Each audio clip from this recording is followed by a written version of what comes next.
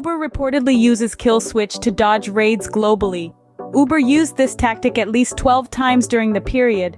Files reportedly highlight that the company knew many of its operations were illegal. Uber, in less than a decade, has transformed into a verb from a brand in India. Once a Silicon Valley startup, its value today stands at $44 billion with operations in 72 countries and counting.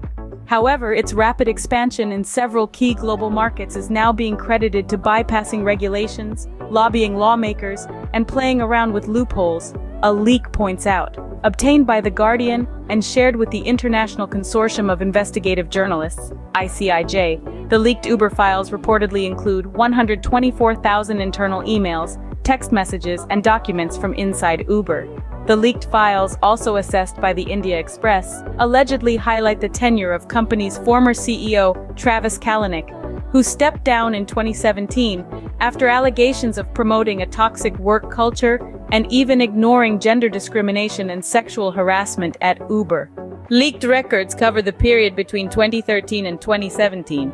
In the context of India, one such file reportedly highlights how Uber blamed India's flawed criminal database, instead of taking responsibility for a driver accused of raping a 25-year-old passenger in New Delhi in December 2014.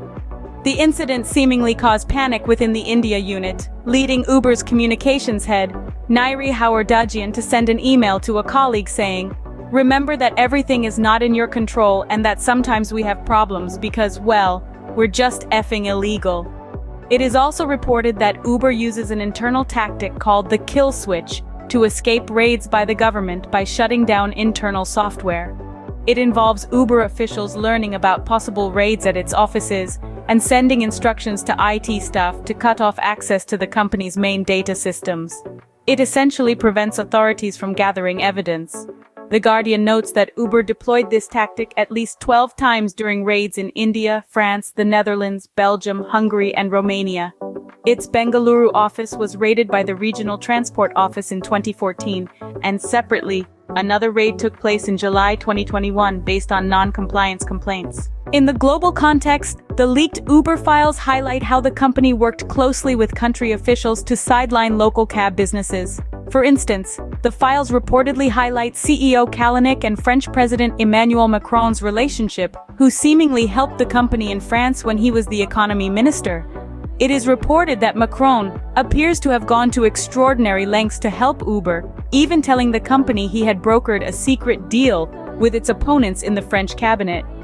Uber allegedly ignored its drivers' safety during taxi strikes and riots in Paris, and its former CEO appeared to have urged his team, saying, "I think it's worth it. Violence guarantees success." Apart from that, Kalanick also seemingly worked with German Chancellor Olaf Scholz, who was mayor of Hamburg, and current US President Joe Biden at the time, to expand its operations. The leaked files reportedly point out that Biden, after a meeting with the former CEO, even amended his prepared speech at Davos to praise Uber and the company for giving drivers the freedom to work as many hours